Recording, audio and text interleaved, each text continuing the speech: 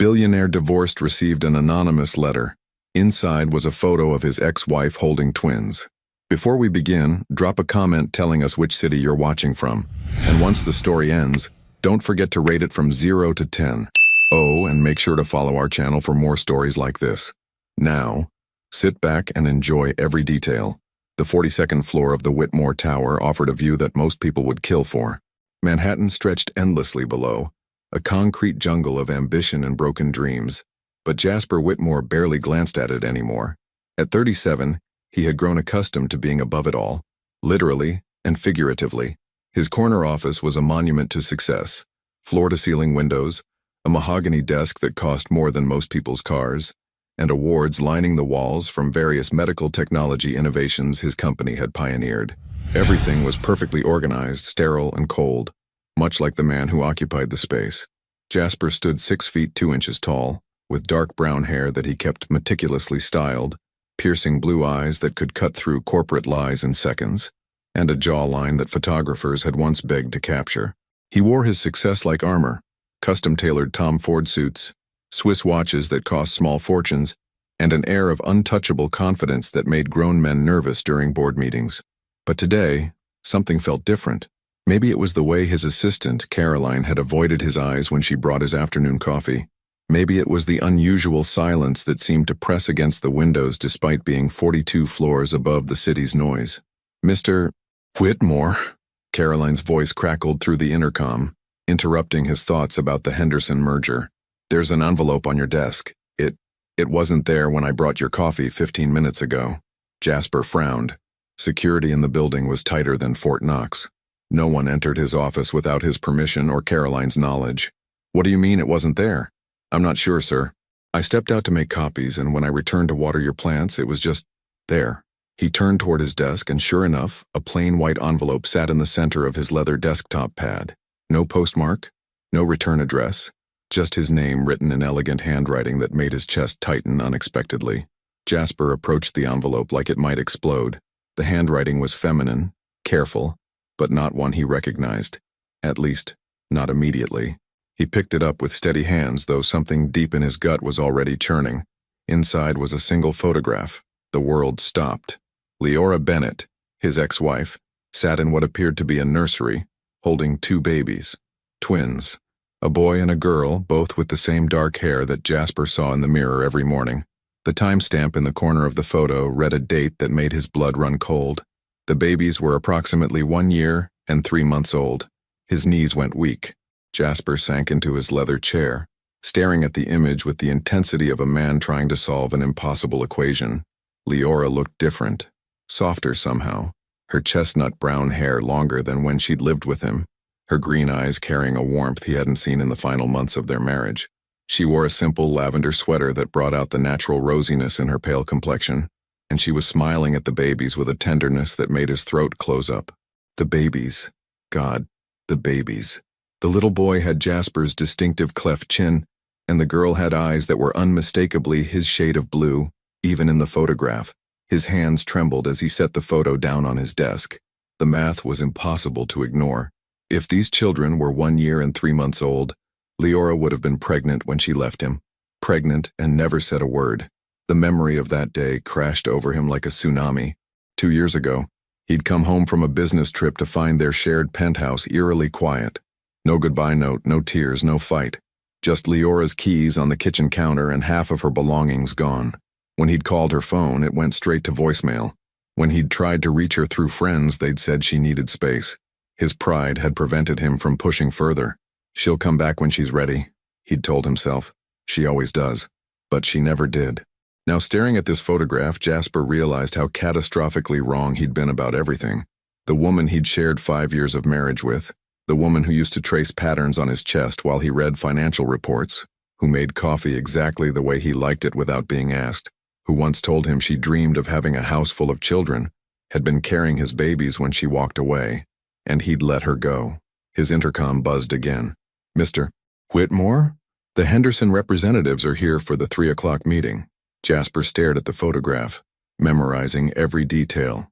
The way Leora held the babies like they were the most precious things in the world, the contentment on her face that he'd never been able to give her, the way the afternoon light caught in her hair through what looked like a window behind her.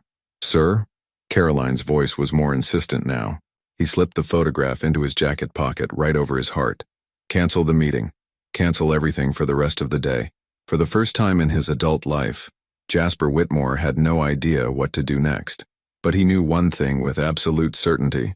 His perfectly controlled world had just shattered into a million pieces, and there was no putting it back together again.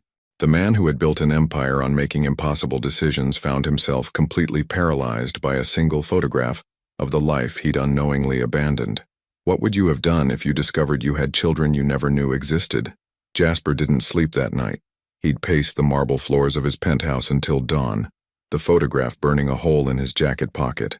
Every time he closed his eyes, he saw Leora's face, peaceful, maternal, complete in a way she'd never been with him.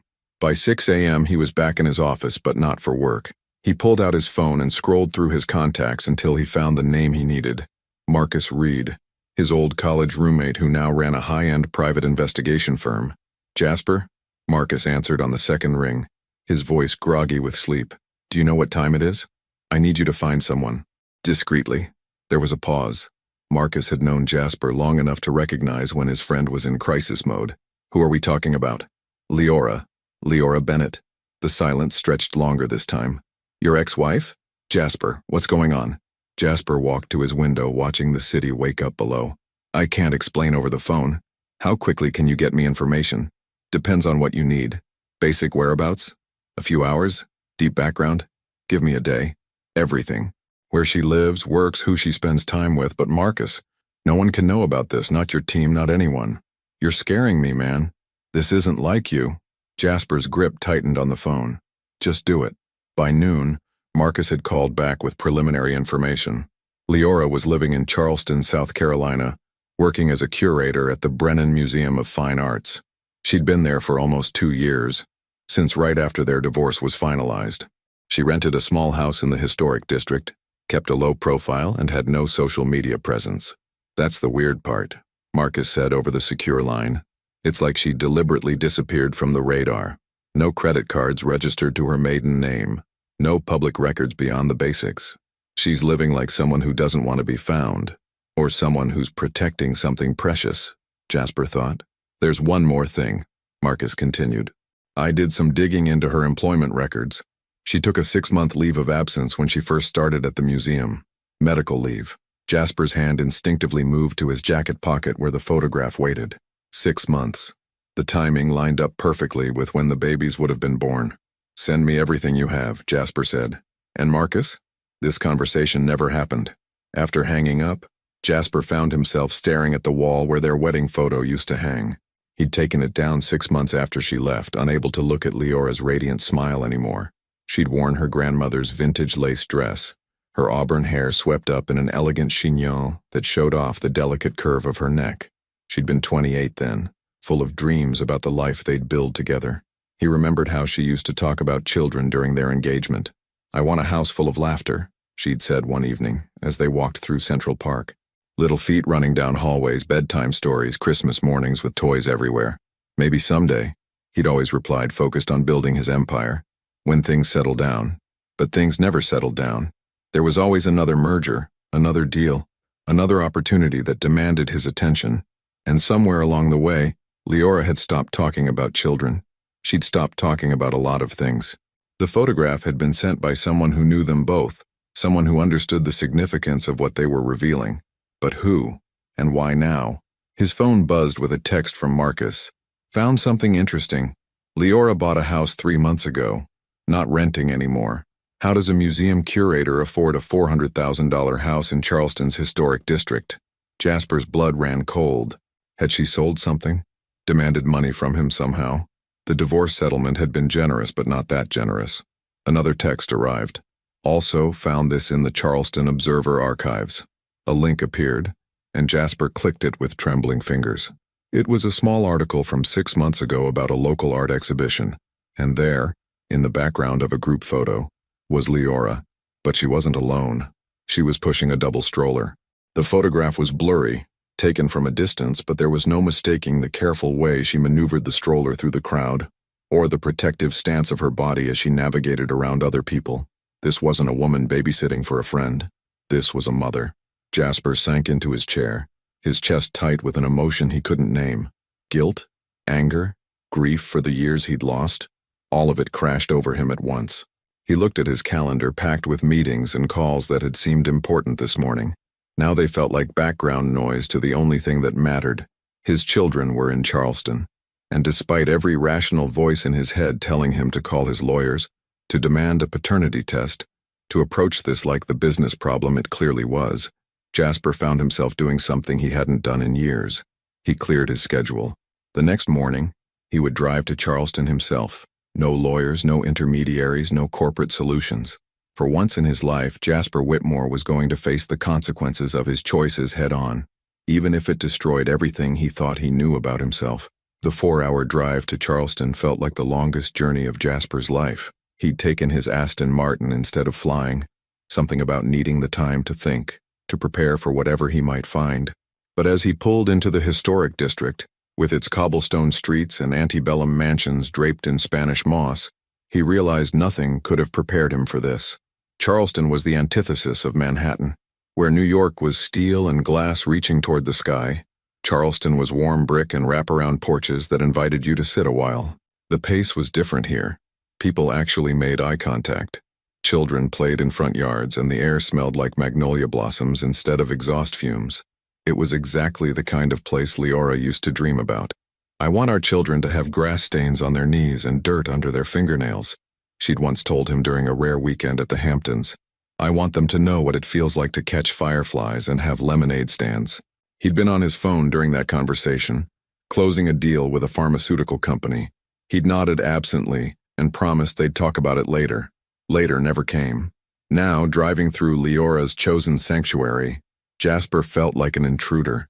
His car was too expensive, his clothes too formal, his entire presence a stark reminder of the world she'd deliberately left behind. Marcus had texted him an address, 47 Magnolia Street. When Jasper turned onto the tree-lined road, he had to pull over and catch his breath. The house was perfect. A charming 2-story Victorian painted in soft yellow with white shutters and a wraparound porch decorated with hanging ferns and rocking chairs. A white picket fence enclosed a small front yard where children's toys were scattered on the grass, a red tricycle, colorful chalk drawings on the sidewalk, and a sandbox shaped like a turtle. This wasn't just a house. It was a home. Jasper parked across the street, hidden partially behind a massive oak tree. He felt ridiculous skulking around like some kind of stalker, but he couldn't bring himself to walk up to that front door. Not yet. For 30 minutes, nothing happened. Then the front door opened and Jasper's heart stopped. Leora stepped onto the porch and she was even more beautiful than he remembered. Her chestnut hair was longer now, falling in soft waves past her shoulders, and she wore a simple mint green sundress that showed off her naturally pale complexion. She moved with the confident grace of a woman comfortable in her own skin, something she'd lost during the final years of their marriage. But it was what came next that nearly brought him to his knees. 2 toddlers tumbled out the door behind her, giggling and chattering in the way only small children can. The little boy had dark hair that stuck up in cowlicks exactly like Jasper's had at that age, and when he turned toward the street, Jasper could see the unmistakable cleft in his chin, the Whitmore family trademark. The little girl was pure sunshine, with lighter brown hair that caught the afternoon light and eyes that were startlingly blue even from a distance. She wore a tiny pink dress with white sandals, and she moved with the fearless curiosity of a child who'd never known anything but love and safety. "Ezra, stay close to Mama," Leora called, her voice carrying across the quiet street. That voice, warm honey with just a hint of southern drawl she'd picked up, hit Jasper like a physical blow. Ezra. She'd named their son Ezra. The little girl, Mira, he remembered from the photo, toddled toward the garden where bright flowers bloomed in carefully tended beds. She pointed at a butterfly and clapped her hands with pure delight. Jasper gripped the steering wheel until his knuckles went white. These were his children, his blood, his DNA, his legacy running around in tiny sneakers and sun hats. They were perfect and happy, and completely unaware that their father was sitting 50 feet away, afraid to breathe too loudly. Leora seemed to sense something. She straightened and looked directly toward his car. For a heart-stopping moment, their eyes met across the distance. Jasper froze, certain she'd recognized him, but then Ezra called for her attention and she turned away. Had she seen him? Did she know he was there? He watched as she lifted Mira onto her hip and took Ezra's hand, leading them toward a small swing set in the backyard. The ease with which she managed both children spoke of countless days of practice, of a routine built around their needs and happiness. This was the life she'd built without him. This was what she'd chosen instead of their marble penthouse and charity galas and evenings spent in separate rooms because he was always working. As Jasper sat in his expensive car watching the family he'd unknowingly abandoned, one thing became crystal clear. Leora hadn't just left him. She'd rescued herself and their children from a life that would have suffocated all of them. The question now was whether he was brave enough to admit that, and whether it was too late to become the man they deserved. His phone buzzed. A text from his assistant. Mr. Chen called about the Tokyo merger urgent. For the first time in his adult life, Jasper turned off his phone without reading the rest of the message. Some things were more important than billion-dollar deals. He just hoped he hadn't realized it too late. Jasper checked into the historic Charleston Inn under an assumed name, something he'd never done in his life. The irony wasn't lost on him. The man who'd built his reputation on transparency and directness was now hiding behind fake credentials like a common criminal. His suite overlooked the harbor, but he couldn't focus on the picturesque view of sailboats and historic mansions. Instead, he sat on the edge of the bed, staring at the photograph that had started this entire journey. In the soft Charleston evening light, he noticed details he'd missed before. A small scar on Leora's left hand that hadn't been there during their marriage, laugh lines around her eyes that spoke of genuine happiness, and something else that made his chest tighten. She was wearing her grandmother's pearl necklace, the one she'd treasured above all her other jewelry, the one she'd worn on their wedding day. He'd assumed she'd sold it along with everything else when money got tight after their divorce, but she hadn't. She'd kept it, and she was wearing it while holding their children. His phone rang, jarring him from his thoughts. "Marcus, I've got more information, and you're not going to like it," his friend said without preamble. "Just tell me." I tracked down Leora's medical records from Charleston General. She was admitted for an emergency C-section 2 years ago. Complications during delivery, hemorrhaging, according to the report. She was in intensive care for 3 days. Jasper's blood went cold. 3 days? It gets worse. The babies were premature, born at 34 weeks. They spent 6 weeks in the NICU. Jasper, she went through all of that alone. No family listed as emergency contacts, no father mentioned on the birth certificates. The room began to spin. While he'd been closing deals and flying to board meetings, Leora had been fighting for her life and the lives of their children. She'd faced every parent's worst nightmare. Premature babies, medical complications, weeks of uncertainty, completely alone. "There's something else," Marcus continued. "I found the financial records. The medical bills were astronomical, even with insurance. Someone paid them off in cash about 6 months after the birth. Who? That's where it gets interesting. The payment came from the sale of a painting, The Garden at Giverny, by Claude Monet, sold through a private auction house in Charleston for $2.8 million. Jasper's heart stopped. He knew that painting. It had been Leora's most prized possession, inherited from her grandmother along with the pearl necklace. During their marriage, he'd tried to convince her to sell it multiple times, pointing out how much they could invest with that money. She'd always refused, saying it was the only connection she had left to her grandmother's memory. She'd sold her grandmother's Monet to pay for their children's medical care. "Jasper, you still there?" "I'm here." His voice sounded foreign to his own ears. "The house she bought? She paid cash for that too. Used the remainder of the Monet money. She's been living modestly, working at the museum, putting every penny into providing for those kids." After hanging up, Jasper walked to the window and stared out at the Charleston skyline.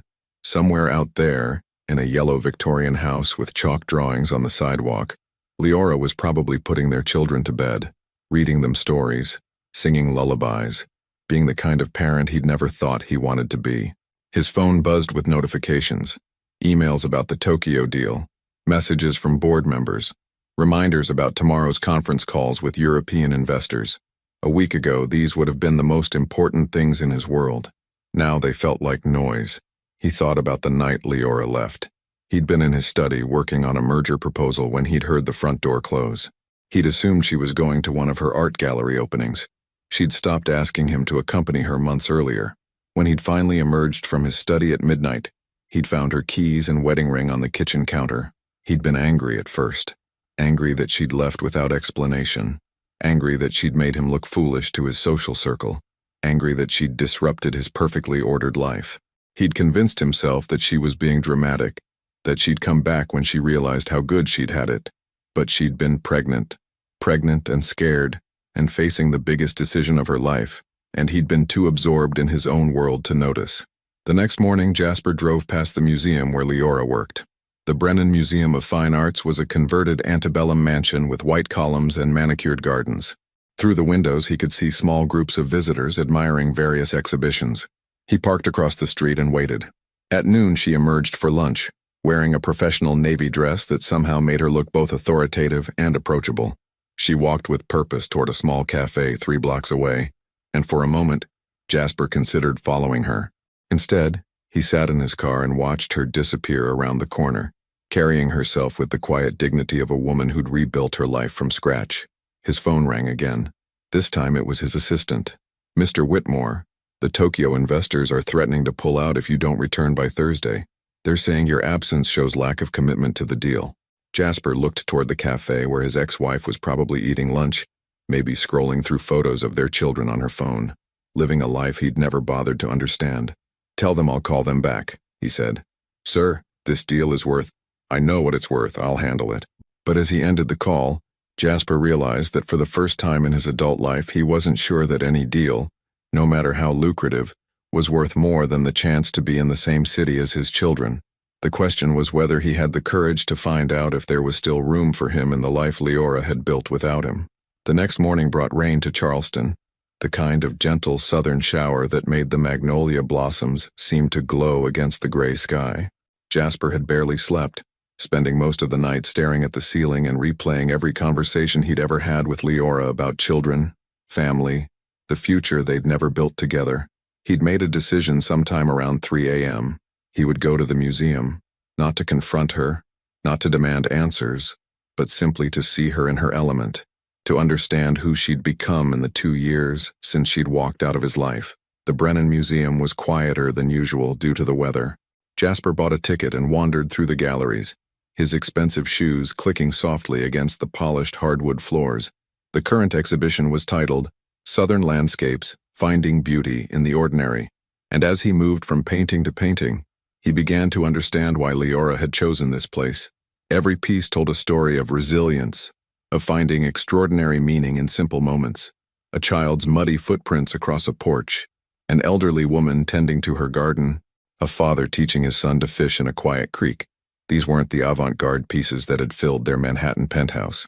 These were paintings that celebrated life as it was actually lived. "The brushwork in this piece is remarkable, isn't it?" Jasper froze. He knew that voice like he knew his own heartbeat. Slowly, he turned around, and there she was. Leora stood 3 feet away, her professional smile in place as she addressed what she clearly thought was just another museum visitor. She wore a charcoal gray blazer over a cream-colored blouse, her hair pulled back in a low bun that revealed the graceful line of her neck. The pearl necklace was there, resting just above her collarbone like a quiet reminder of everything she'd sacrificed. For a moment, neither of them moved. Jasper watched as recognition dawned in her green eyes, saw the exact second when her professional composure cracked and something raw and vulnerable flickered across her features. Jasper. His name fell from her lips like a prayer or a curse, he couldn't tell which. "Hello, Leora."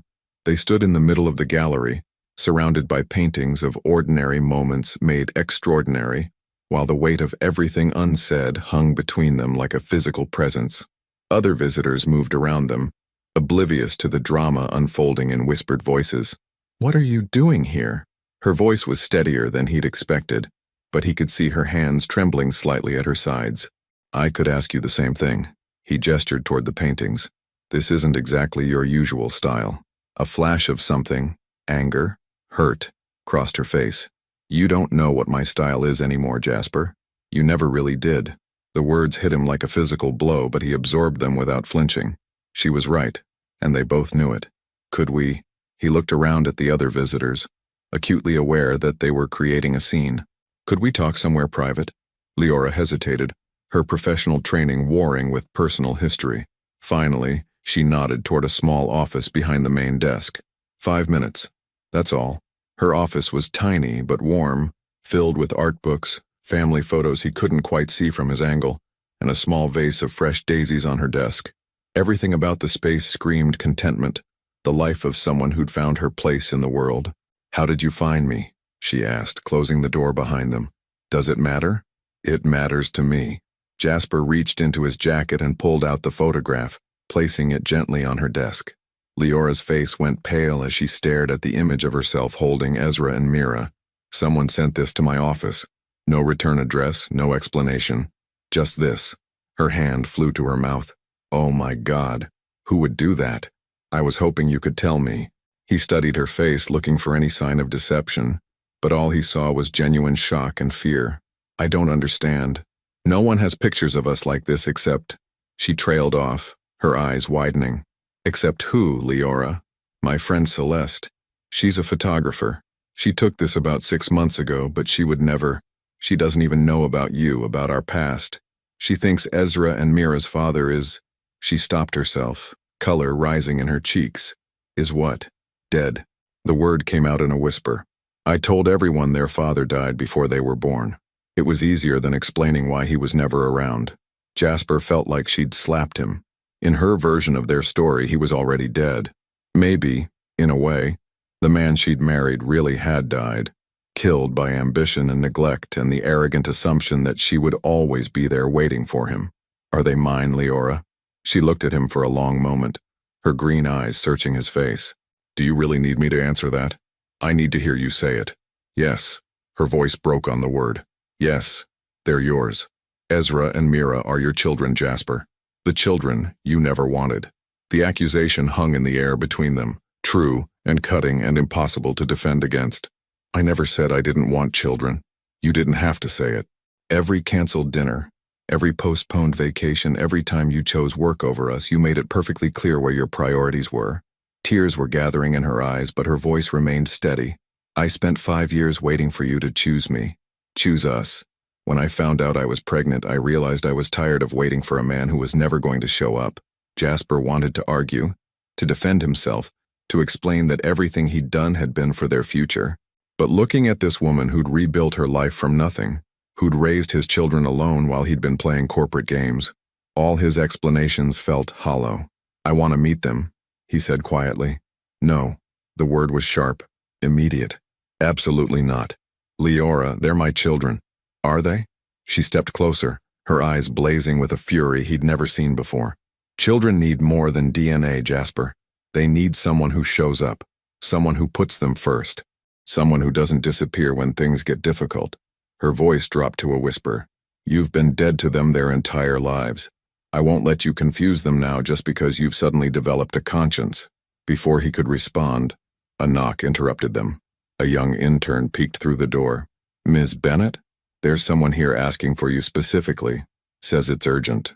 Leora looked flustered. "I'll be right there." She turned back to Jasper.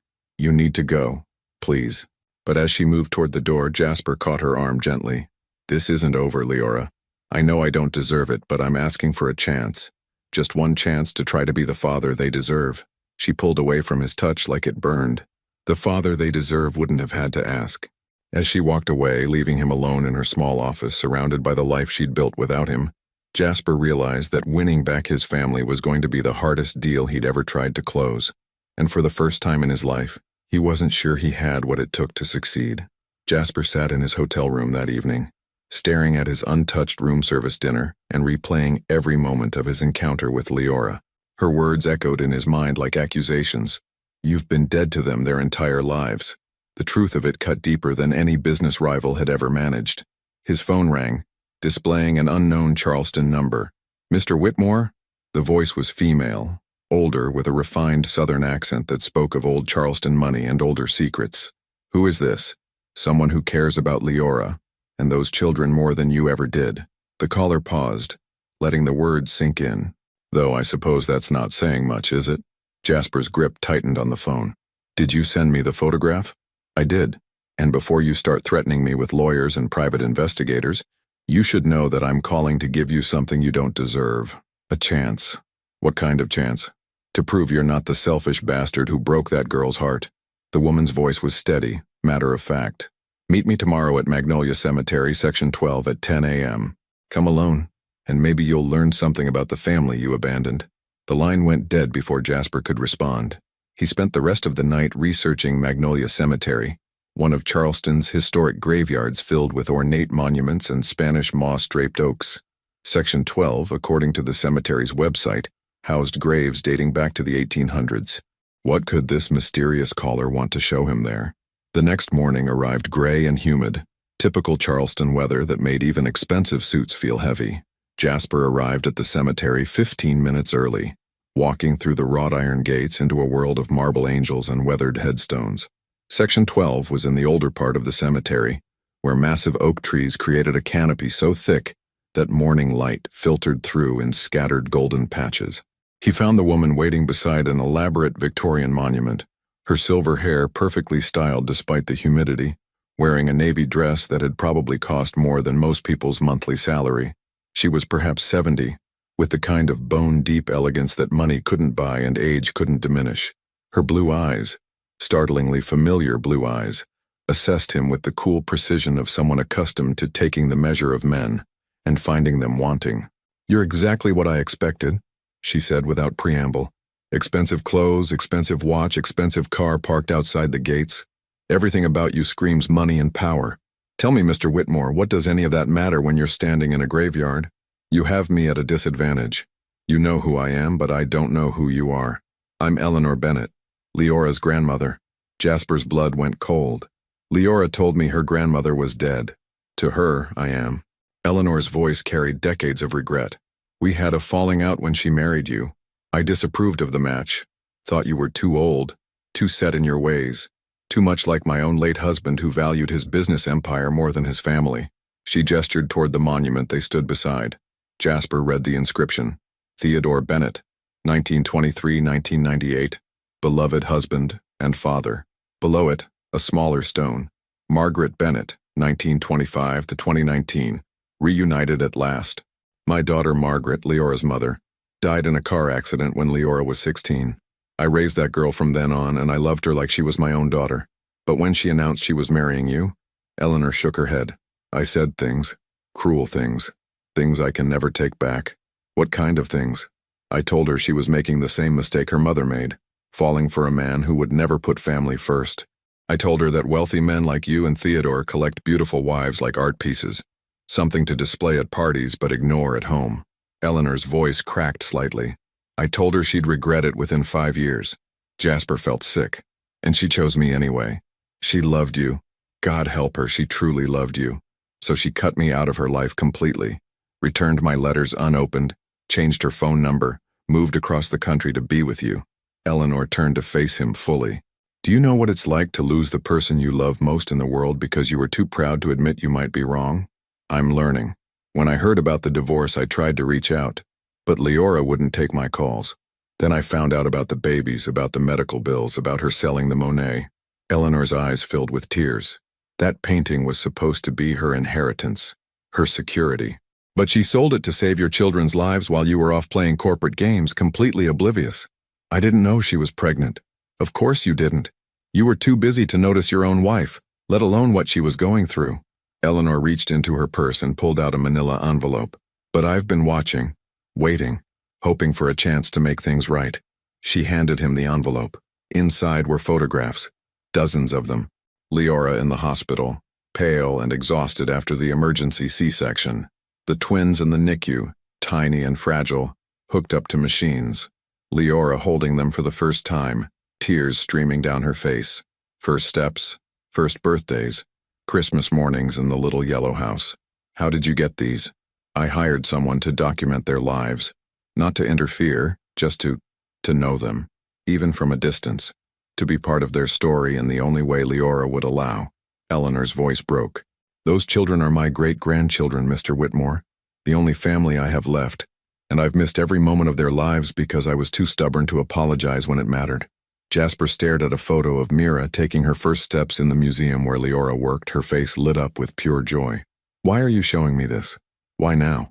"Because I'm dying." The words were matter of fact, delivered without self-pity. "Pancreatic cancer. The doctors give me 3 months, maybe 4 if I'm lucky. And before I go, I want to do something right for once in my miserable life." "What does that have to do with me?" Eleanor smiled sadly. Everything, Mr. Whitmore. I sent you that photograph because I recognize myself in you. Someone who put pride before family, who thought there would always be more time to fix things. I'm hoping you're smarter than I was. Leora won't even let me see the children. Not yet, but she will. Eleanor pulled out another item from her purse, a small leather journal. This contains everything you need to know about Ezra and Mira. Their favorite foods, their fears, their dreams, their personalities. Study it like you would any business proposal you wanted to win. Jasper accepted the journal with trembling hands. Why would you help me? Because those children deserve to know their father, and Leora deserves to stop carrying the weight of parenthood alone. Because maybe if you succeed where I failed, some good can come from all this pain. Eleanor started walking toward the cemetery exit, then paused. And Mr. Whitmore, don't waste this chance. You may think you have all the time in the world, but I promise you, time runs out faster than you think. As Jasper watched her disappear among the moss-draped trees, he realized he'd been wrong about everything. The anonymous photograph hadn't been sent by an enemy trying to destroy his life. It had been sent by a dying woman trying to save it. Jasper spent the entire night reading Eleanor's journal, absorbing every detail about the children he'd never known. Ezra loved dinosaurs and refused to eat anything green, unless it was shaped like a car. Mira was afraid of thunderstorms but brave enough to chase butterflies across busy playgrounds. They both had Leora's habit of humming while they colored, and they shared an inexplicable fascination with construction vehicles. By dawn, he felt like he knew them better than he'd known most adults in his life. The journal also contained something else. Eleanor's observations about Leora's struggles. The sleepless nights during the twins' first year when Ezra had colic. The financial stress that had forced her to take on freelance art authentication work in addition to her museum job. The loneliness of raising two children without any family support, documented in painful detail by a grandmother who could only watch from afar. Jasper closed the journal and made a decision that would have shocked his former self. He called his office and formally delegated the Tokyo merger to his vice president. For the first time in his career, he was putting something ahead of a billion-dollar deal. The next morning, he drove to the children's daycare center. Eleanor had mentioned in the journal that Leora dropped them off every Tuesday and Thursday, while she worked late on new exhibitions. He wasn't planning to approach them. He just wanted to see them again, to reconcile the children in the photographs with the reality of their existence. Rainbow Gardens Daycare was a converted Victorian house with a colorful playground out back. Jasper parked across the street and waited, feeling like the world's most well-dressed stalker. At exactly 8:15 a.m., Leora's Honda Civic pulled into the parking lot. She emerged wearing jeans and a soft pink sweater, looking younger and more relaxed than she had at the museum. Ezra and Mira tumbled out of their car seats, chattering excitedly about something only they understood. Watching her interact with them was like seeing a completely different person. The serious guarded woman he'd encountered at the museum was replaced by someone warm and playful, someone who crouched down to their level to fix Mira's crooked ponytail and listened intently to Ezra's animated story about a dream involving dinosaurs and ice cream. "Mama, can we have pancakes for dinner?" Mira asked, tugging on Leora's hand. "We'll see, sweetheart. Remember, today is Miss Sarah's birthday, so you need to be extra good helpers." "I'm always a good helper," Ezra announced with the confident authority of a 2-year-old. Leora laughed, a sound that hit Jasper like a physical blow. He'd forgotten that laugh, the way it started low and bubbled up like champagne. During their marriage, he'd stopped being the kind of man who made her laugh. As she kissed them goodbye and watched them run toward the playground, Jasper saw something that made his chest tight. Leora stood there for a full minute, just watching them play, a small smile on her face that spoke of pure contentment mixed with bone-deep exhaustion. She was doing this alone. Every day, every night, every worry and joy and scraped knee and bedtime story, all of it rested on her shoulders. His phone buzzed with a text from an unknown number. "Stop watching my daughter and grandchildren like a stalker. If you want to help, prove you're serious. EB." Jasper looked around, wondering where Eleanor was observing from, then typed back, "How?" The response came immediately. "Thursday afternoon. Mira has a doctor's appointment for her ear infection. Leora will have to close the museum early and lose half a day's pay. Fix it without her knowing it was you. An ear infection." Jasper flipped through the journal until he found Eleanor's notes about Mira's recurring ear problems, how Leora had spent countless nights holding her while she cried, how the medical bills kept piling up despite insurance. By noon, Jasper had made several phone calls. By 2 p.m. he was standing in the Brennan Museum facing a confused receptionist. "I'd like to make a donation," he told her. "Anonymous. Enough to fund a temporary assistant curator position for the rest of the year." "Sir, that's very generous, but donations of that size usually go through our board of directors." "I understand, but this needs to remain completely anonymous. No paperwork with my name, no recognition, nothing. Can you arrange that?" The receptionist, a young woman named Amy according to her name tag, looked uncertain. "I suppose I could speak with our director, but..." "Perfect. Here's my attorney's card. He'll handle all the legal details. The only condition is that the position starts immediately, and that it specifically supports whoever is curating the current Southern Landscapes exhibition." That evening, Jasper sat in a downtown Charleston restaurant, picking at a meal he couldn't taste while his phone rang with increasingly frantic calls from his board of directors. The Tokyo deal was falling apart without his direct involvement, and his absence was starting to make headlines in the financial press. Whitmore's disappearing act raises questions about leadership stability, read one news alert. Is Jasper Whitmore having a breakdown? Speculated another. For a man who'd built his reputation on being available 24/7, completely unreachable, his sudden unavailability was causing shockwaves throughout the business world. His stock price had dropped 3 points in 2 days. He should have cared. 6 months ago, he would have been on the next flight back to New York, would have worked around the clock to salvage the deal and his reputation. Instead, he found himself thinking about Mira's ear infection and whether the museum had called Leora yet about her mysterious new assistant. His phone rang again. This time it was Marcus. "Jasper, what the hell is going on? The entire financial world thinks you've lost your mind. Your board is talking about calling an emergency meeting. You need to get back to New York and do damage control. I'm exactly where I need to be." "Doing what? Playing house with your ex-wife? She doesn't even want to see you." "I'm learning how to be a father." The silence on the other end of the line stretched so long that Jasper thought the call had dropped. "Marcus? You're serious about this, aren't you? More serious than I've ever been about anything. Then you better figure out how to make it work, because if you don't get back to New York soon, you might not have a company to come back to." After hanging up, Jasper walked through Charleston's historic district, past the same streets where his children took their first steps, where Leora had built a life without him. The city was alive with the sounds of families, children playing, couples talking on restaurant patios, the kind of ordinary happiness he'd never thought to want. His phone buzzed with another text from Eleanor. She got the job. Cried when they told her about the anonymous donor. First time she's cried happy tears in 2 years. Well done. For the first time since receiving that photograph, Jasper smiled. He was learning that being a father had nothing to do with biology and everything to do with showing up, even if showing up meant losing everything else he'd spent his life building. The question was whether he was strong enough to keep choosing them over everything else, even when it felt like his entire world was falling apart. The crisis hit on Friday morning like a Category 5 hurricane.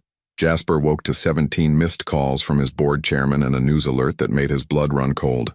Whitmore Holdings stock plummets as CEO remains missing. Hostile takeover rumors swirl.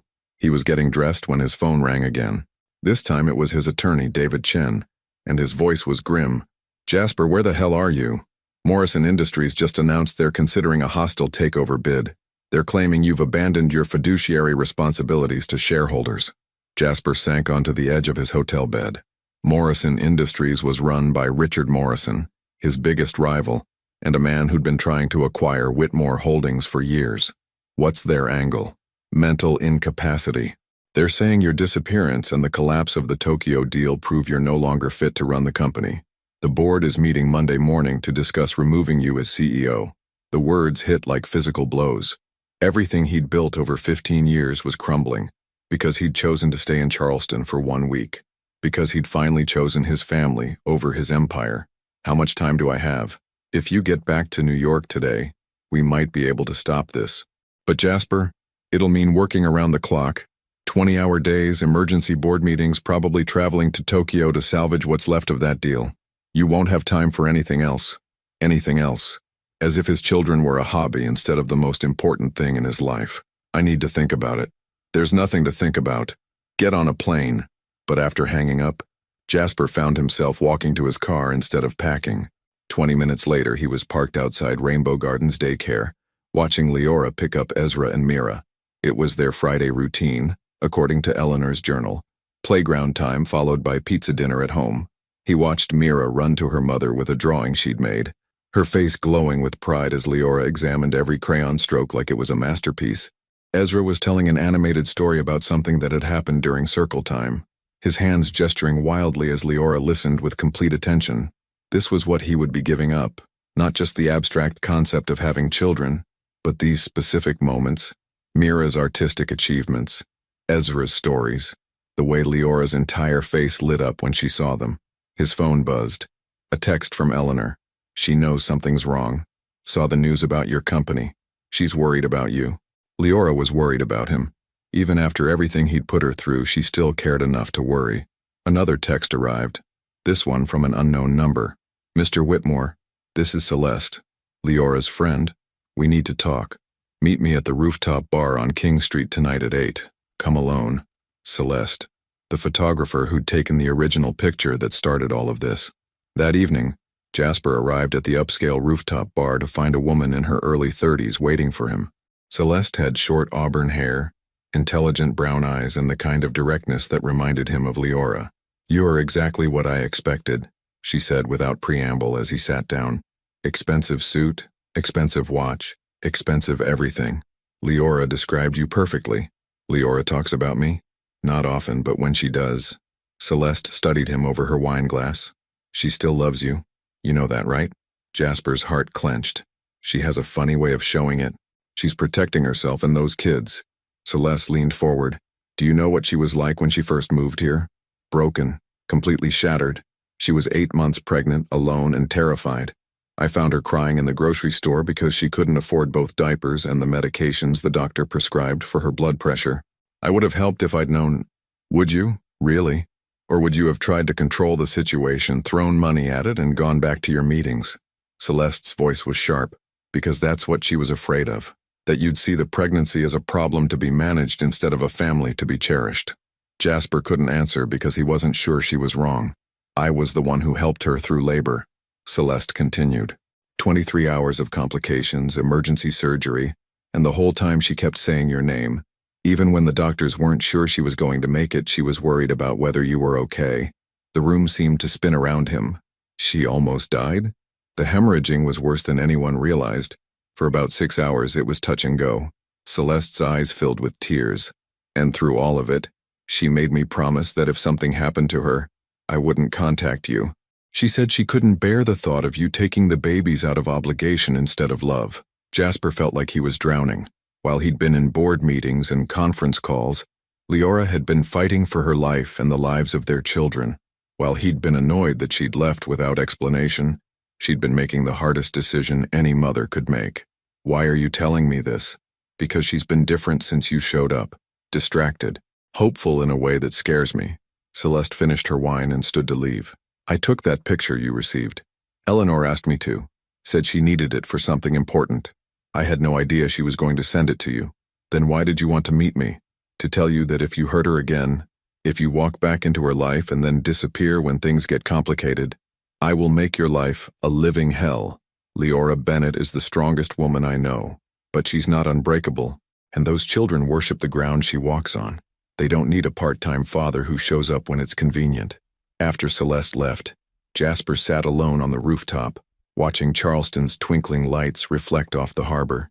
His phone had been buzzing constantly with calls from New York, each one more urgent than the last. At 11 p.m., he finally answered one. It was his board chairman. Jasper, thank God. Where are you? We've got Morrison breathing down our necks. The press is having a field day, and I need to ask you something. Jasper interrupted. In your opinion, what makes a man successful? What? Jasper, this isn't the time for philosophical discussions. Just answer the question. There was a pause. Money, power, building something that lasts. Why? And what about happiness? Family, being present for the people who matter most? Those are luxuries you can afford once you've secured your position. Right now, you need to focus on saving your company. Jasper looked out at the lights of Charleston, thinking about a yellow house with chalk drawings on the sidewalk, about 2 children who didn't know their father existed, about a woman who'd almost died bringing their babies into the world. What if I don't want to save it? What are you talking about? What if I'm tired of building an empire that requires me to sacrifice everything that actually matters? The silence on the other end was deafening. For the first time in his adult life, Jasper Whitmore was considering the possibility that losing everything might be the only way to gain what truly mattered. But was he brave enough to find out? Jasper didn't sleep that night. He sat on his hotel balcony until dawn, watching the sun rise over Charleston Harbor while his phone buzzed incessantly with calls from New York. Each notification felt like a weight being added to his chest, but he couldn't bring himself to answer. By 6 a.m., he'd made his decision. At 7:30, he was standing outside Rainbow Gardens daycare, watching the early morning drop-offs. He knew Leora would be there soon. Eleanor's journal had mentioned that Saturdays were museum volunteer days, and Leora always brought the children early so she could help set up educational programs. When her Honda Civic pulled into the parking lot, Jasper's heart hammered against his ribs, but this time he didn't hide behind his car or observe from a distance. He walked directly toward them. Leora saw him coming and froze, her hand tightening protectively on Mira's car seat handle. Ezra, oblivious to the tension, was chattering about the toy dinosaur he'd brought for show and tell. Jasper. Her voice was carefully neutral, but he could see the worry in her green eyes. "What are you doing here? I needed to see you, to tell you something." He glanced at the children, both of whom were staring at him with the frank curiosity of toddlers encountering a stranger. "Could we talk just for a minute?" "Mama, who is that man?" Mira asked, pointing at Jasper with the directness only small children possessed. Leora's face went pale. He's someone Mama used to know." Ezra tilted his head, studying Jasper with intense focus. "He has the same chin as me." The observation hit like lightning. Even at 2 years old, Ezra could see what Jasper had been too blind to notice when he'd first seen the photograph. The child had inherited more than just his cleft chin. He had Jasper's analytical way of observing the world, the same intensity that had made Jasper successful in business. "You're right," Jasper said quietly, crouching down to Ezra's eye level. "We do have the same chin." "Cool. Do you like dinosaurs?" Before Jasper could answer, Leora intervened. "Ezra, Mira, why don't you go play on the swings for a few minutes? I need to talk to this gentleman." As the children ran toward the playground supervised by daycare staff, Leora turned to face him fully. "You need to leave. Now. Before they start asking questions I'm not ready to answer." "I can't do that." "Yes, you can. You did it once before." The accusation stung because it was true. "Leora, I know about the hemorrhaging, about how you almost died having them, about the medical bills, the nights you spent alone in the NICU, all of it." Her face crumpled for just a moment before she regained control. "Who told you?" "Does it matter? What matters is that I wasn't there. I should have been there, and I wasn't. And I'm sorry doesn't even begin to cover how I feel about that. Sorry isn't enough." Her voice was barely a whisper. "Do you know what it was like? Being wheeled into surgery, not knowing if I was going to wake up, thinking my babies might grow up without any parents at all because their father didn't even know they existed." Jasper felt like she'd punched him in the gut. "If I could go back, but you can't. None of us can." She wiped her eyes with the back of her hand. "I saw the news, Jasper. Your company is falling apart. That's why you're really here, isn't it? Because your perfect life imploded and suddenly family seems like a good backup plan?" "No." The word came out stronger than he'd intended. "I'm here because I choose to be here. I'm here because for the first time in my adult life I understand what actually matters." "And what's that?" "Them." He gestured toward the playground where Ezra was pushing Mira on a swing, both of them laughing with pure joy. "You. This life you've built. I'm here because I'd rather lose everything else than miss another day of their childhood." Leora stared at him in shock. "What are you saying?" "I'm saying I'm not going back to New York. I'm saying I'm staying in Charleston, whether you want me here or not. I'm saying that if Morrison Industries wants my company, they can have it. Some things are more important than billion-dollar empires." "You don't mean that." "I've never meant anything more in my life." Jasper reached into his jacket and pulled out a letter he'd written at dawn. "This is my resignation as CEO of Whitmore Holdings, effective immediately. I've already emailed it to my board chairman." Leora took the letter with trembling hands, scanning the formal language that essentially destroyed everything Jasper had spent 15 years building. "You're serious?" "Dead serious. I'm liquidating my personal assets to pay off the company's debts so the employees won't lose their jobs when Morrison takes over. After that, I'll have enough to buy a small house here in Charleston, maybe start a consulting practice. Nothing fancy, nothing that requires 18-hour days or constant travel. Jasper, you can't just throw away your entire life. I'm not throwing it away. I'm finally choosing the right one. He stepped closer, close enough to catch the familiar scent of her perfume. I know I have no right to ask, and I know I don't deserve it, but I'm asking anyway. Give me a chance. Not to be your husband. I understand that ship has sailed, but give me a chance to be their father, to be present, to show up, to put them first the way I should have from the beginning. Tears were streaming down her face now. You really mean this? I mean it. I love you, Leora. I never stopped loving you. But more than that, I want to love them. I want to know what makes Ezra laugh and what Mira dreams about. I want to teach them to ride bikes and help with homework and be the kind of father who never misses a birthday or a bedtime story. From the playground, Mira's voice called out, "Mama, the nice man is crying."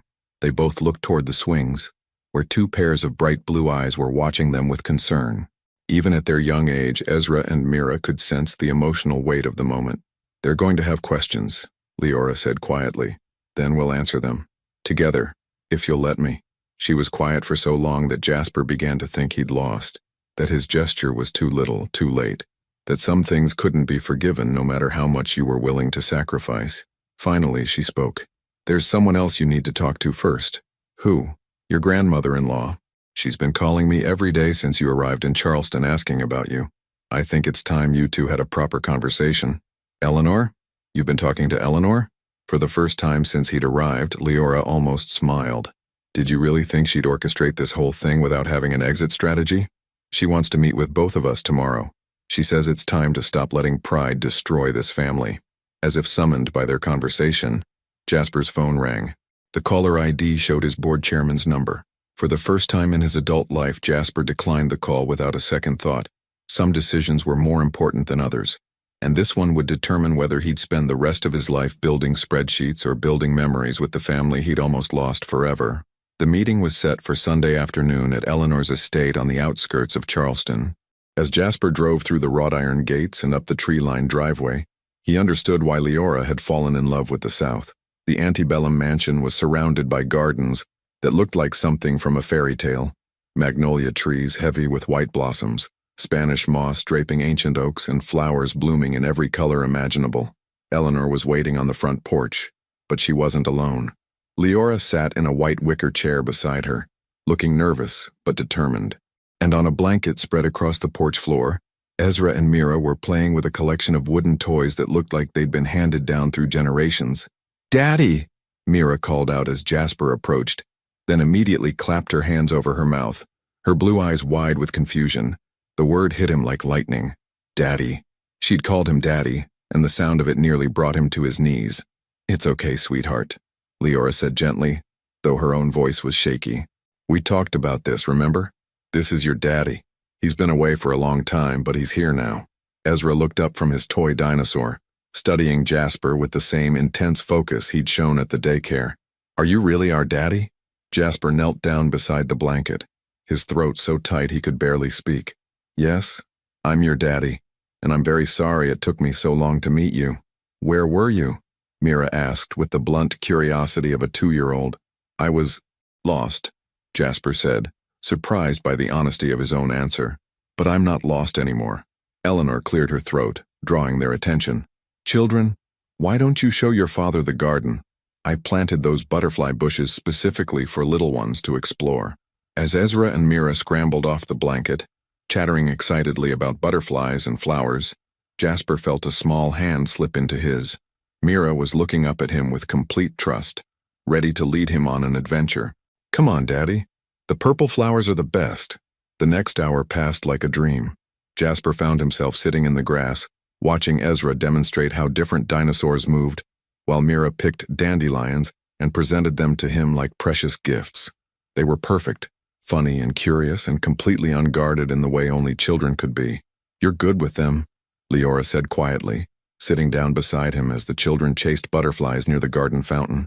"They're incredible. How did you do this alone? You find strength you didn't know you had." She was quiet for a moment, watching Mira try to catch a yellow butterfly. "Eleanor told me about your company, about Morrison Industries. It doesn't matter. Jasper, you can't just walk away from 15 years of work. Watch me." He turned to face her fully. "Do you know what I was thinking about during those board meetings that seemed so important? I was thinking about profit margins and market share and whether our stock price would hit certain targets. I was thinking about everything except what actually matters. Mira came running over, butterflyless but beaming. Daddy, did you see? I almost caught one. I saw. You're very fast. Jasper caught her as she launched herself into his arms, her small body fitting perfectly against his chest. The feeling was overwhelming, protective and tender and completely terrifying. Tell me about yourself, Mira. What's your favorite thing to do? I like to paint, and swing, and eat ice cream, and…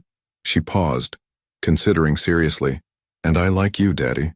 The simple declaration nearly undid him. I like you too, sweetheart. Very much. Ezra appeared at his elbow, holding a stick he'd found. Daddy, this looks like a sword. Do you want to be knights with me? For the next 20 minutes, Jasper found himself engaged in an elaborate fantasy involving dragons, princesses, and the defense of the butterfly garden. He hadn't played pretend since he was Ezra's age, but somehow it felt natural, important in a way that board meetings never had. As the afternoon wore on, Eleanor called them all to the porch for sweet tea and cookies.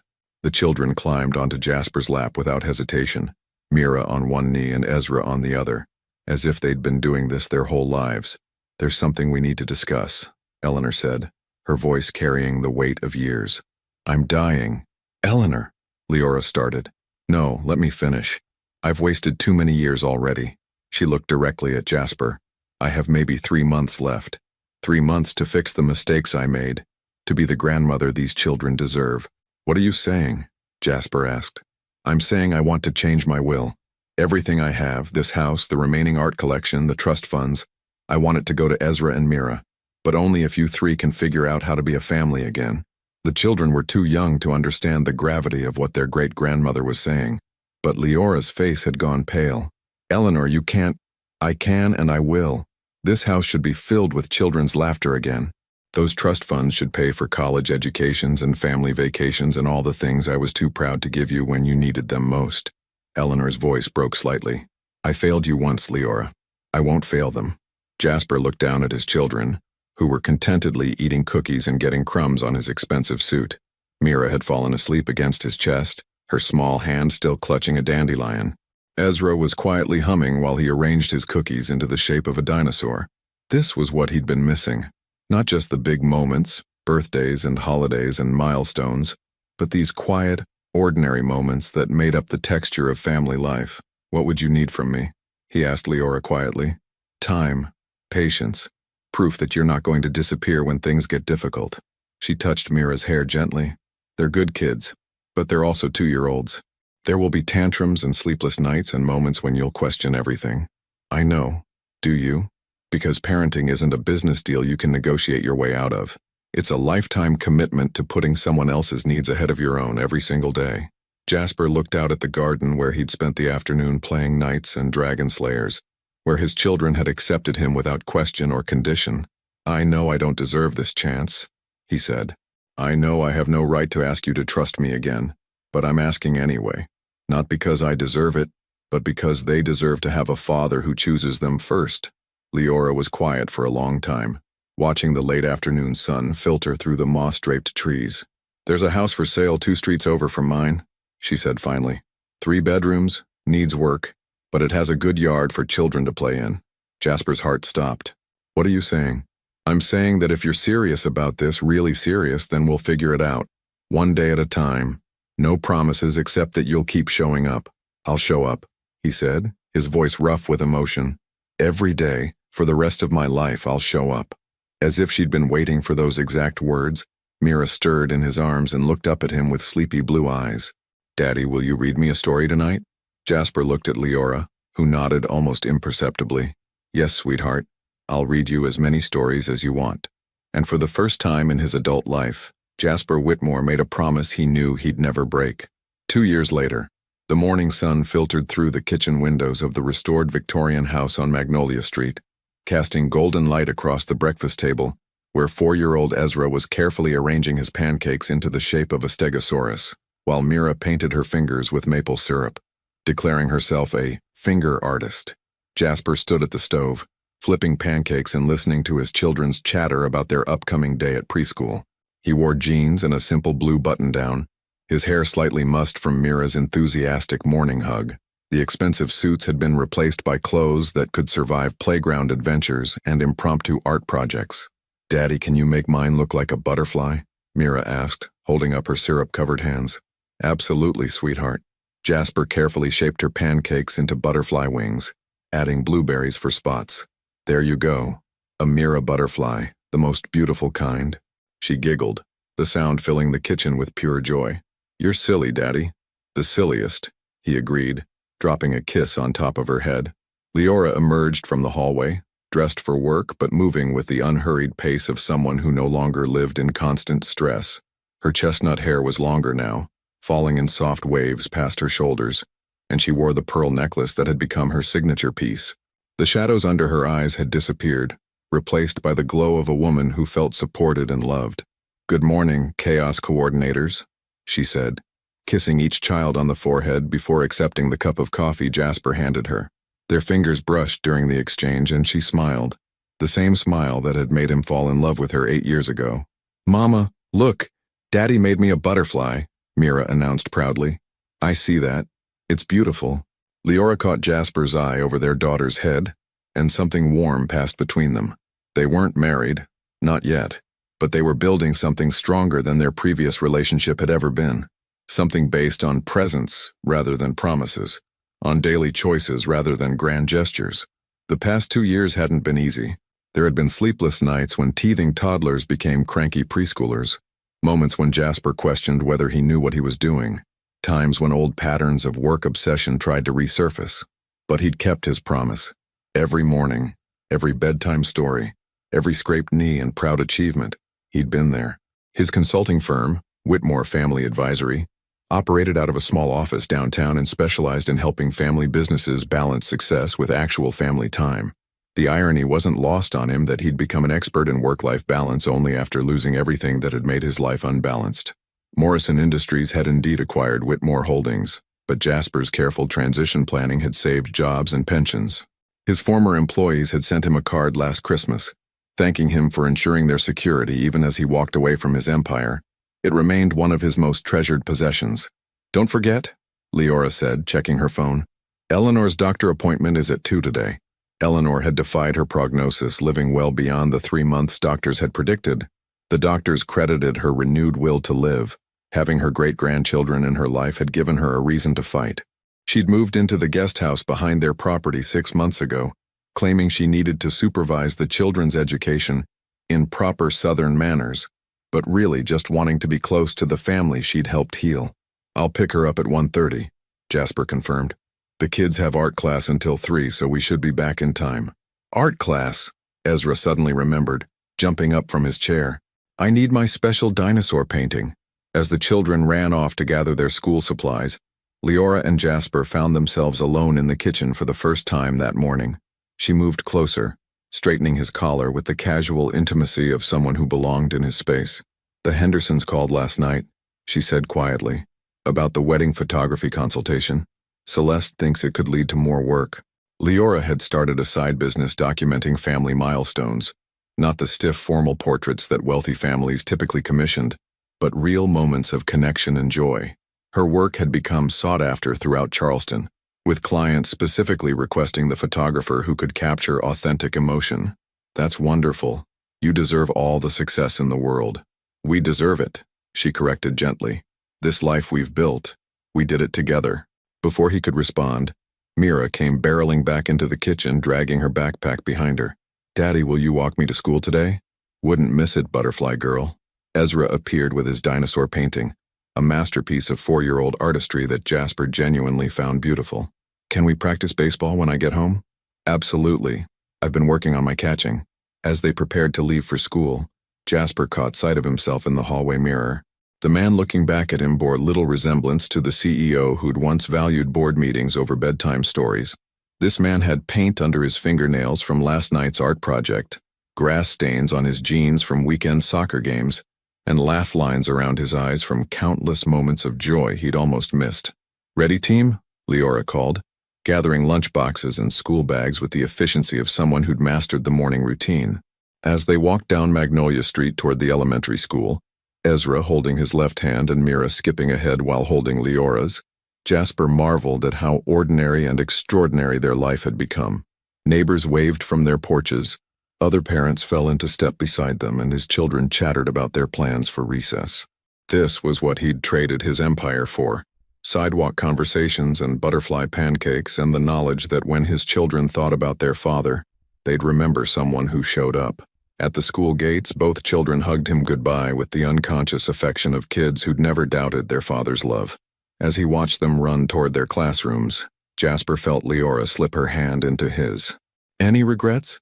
she asked, echoing a conversation they'd had many times over the past 2 years. Jasper thought about his former life, the penthouse apartment, the private jets, the board meetings that had once seemed so crucial. Then he looked at the school where his children were learning to read and make friends, at the woman beside him who'd given him a second chance he'd never deserved, at the life they'd built from the ashes of his former ambitions. "Not a single one," he said, and meant it completely. As they walked home together, planning Eleanor's doctor visit and discussing weekend plans for a family trip to the beach, Jasper realized that success couldn't be measured in stock prices or profit margins. It could only be measured in moments like these: ordinary, precious, irreplaceable moments that money could never buy. He'd lost a billion-dollar empire but gained something infinitely more valuable: a family who loved him not for what he could provide, but for who he'd chosen to become. And that, he knew, was the best deal he'd ever made. Would you have had the courage to walk away from everything you'd built to save the relationships that truly mattered? Your participation means a lot to the channel. Please share your thoughts in the comments. Thank you for watching. If you enjoyed the story, please subscribe to our channel and leave a comment below letting us know what you thought. Your feedback and support mean a lot to us. Stay tuned for more exciting stories.